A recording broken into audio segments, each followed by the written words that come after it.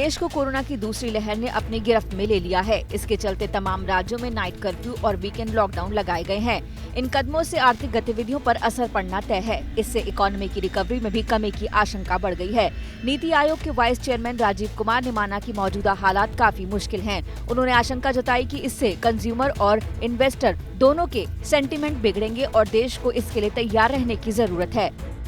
हालांकि उन्होंने उम्मीद जताई कि सरकार इससे निपटने के लिए जरूरी वित्तीय उपाय करेगी और देश की आर्थिक विकास दर 11% की रफ्तार हासिल करने में कामयाब रहेगी। ग्राहकों की खरीदारी में आई कमी के आंकड़ों का अंदाजा shopping centre association of India यानी SCAI के आंकड़ों से लगाया जा सकता है। SCAI के मुताबिक मार्च के मध्य में प्री कोविड होने वाला 15,000 करोड़ रुपए का कारोबार का आंकड़ा हासिल हो गया था, लेकिन दूसरी लहर को थामने के लिए लगाए गए प्रतिबंधों से उद्योग का कारोबार करीब 50% तक गिर गया है। एसोसिएशन के मुताबिक कुछ राज्यों में कोरोना आर्थिक रिकवरी और संगठित खुदरा क्षेत्र में रोजगार का असर होगा। SCAI के मुताबिक देश भर में मॉल्स का कारोबार करीब 90% पर और लोगों की आवाजाही 75% पर पहुंच गई थी, लेकिन स्थानीय स्तर पर लगे प्रतिबंधों के बाद अब इसमें गिरावट आ गई है। ऐसे में कैसे देश की विकास दर दोहरे अंकों में रहेगी, ये यकीन करना मुश्किल हो गया है।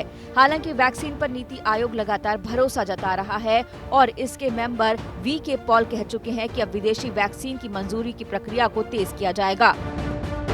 इम्यूनो ब्रिजिंग ट्रायल है वो चलता रहेगा, वो अपनी जगह, तो सेफ्टी की वॉच होगी वो अपनी जगह, लेकिन वैक्सीन का इस्तेमाल और स्केल अप देश में हो सकेगा। ट्रायल को हटाने से जो एक रेगुलेटरी लंबा प्रोसेस था उसको हटाने से इसमें तेज़ गति आएगी। जो वैक्सीन बाहर ऐसे बन चुके हैं, रेगुलेटर्स ने अप्रूव किए हुए हैं, वो अब इन अ वे इमीडिएटली हमारे देश में उपलब्ध हो सकती है। वैक्सीन के सबको लगने तक अर्थव्यवस्था को काफी नुकसान हो सकता है। ऐसे में ये 11% यानी डबल डिजिट ग्रोथ को हासिल करना थोड़ा चुनौतीपूर्ण हो गया है। कहा जा रहा है कि अगर कोविड से बने हालात 1 महीने में काबू कर लिए जाते हैं तो ही डबल डिजिट ग्रोथ की उम्मीद बढ़ेगी। फिलहाल तो अलग अलग रेटिंग एजेंसियों ने 2021-22 में GDP ग्रोथ के अनुमान में 0.2 से 1% तक कम रहने के आसार जताए हैं। सबसे बुरे हालात होने पर विकास दर घटकर 8% तक रहने की आशंका है।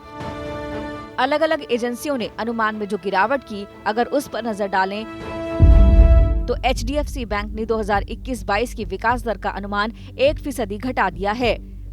DBS बैंक ने आधा से 1%, नोमूना ने 0.9%, ICRA और येस बैंक ने आधा फीसदी, केयर रेटिंग्स ने आधा से 0.6% और बार्कलेज ने मौजूदा कारोबारी साल की विकास दर का अनुमान 0.2% घटाया है। जानकारों का मानना है कि पहली तिमाही में जरूरी कोविड की इस दूसरी लहर का असर देखने को मिलेगा, लेकिन बाकी की 3 तिमाहियों में इस नुकसान की भरपाई हो सकती है। लेकिन ये तभी मुमकिन होगा जब वैक्सीनेशन में तेजी लाई जाएगी और प्राइवेट सेक्टर में वैक्सीन इंपोर्ट करने की मंजूरी मिलेगी। 2021-22 में इंफ्रास्ट्रक्चर पर GDP के 2.5% के बराबर रकम खर्च करने के वादे को सरकार तेजी से पूरा करेगी और इस साल मौसम विभाग और स्काईमेट के अनुमान के मुताबिक मानसून सामान्य रहेगा। इसके अलावा रूरल इंफ्रास्ट्रक्चर सेक्टर को 40,000 करोड़ रुपए के सपोर्ट से भी इकोनॉमी को बड़ी मदद मिलेगी। यानी फिर से कृषि पर विकास दर को बढ़ाने और अर्थव्यवस्था को बचाने का दारोमदार आ गया है।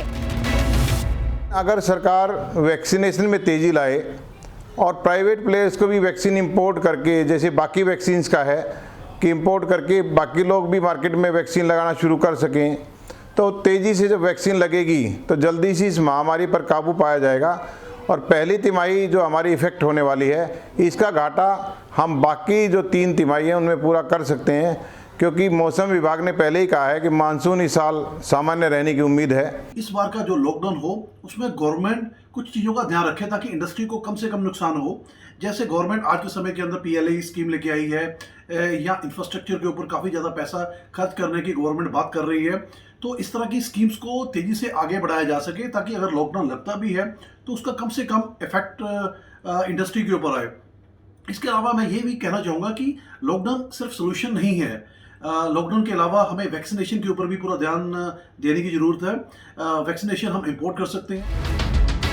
सर्विसेज सेक्टर की ग्रोथ इस वक्त सरकार की सबसे बड़ी चुनौती बन गई है। वीकेंड लॉकडाउन और नाइट कर्फ्यू ने हॉस्पिटैलिटी सेक्टर के कारोबार की सांसें उखाड़ दी हैं। पूर्ण लॉकडाउन लगाने की आशंकाओं के बीच उद्योग संगठन फिक्की ने भी 25 राज्यों के मुख्यमंत्रियों से अपील की है कि वो लॉकडाउन न लगाएं। अब तो यही उम्मीद है कि इस दूसरी कोरोना लहर का पीक जल्द आकर खत्म हो जाए और देश की अर्थव्यवस्था में तेजी बरकरार रहे।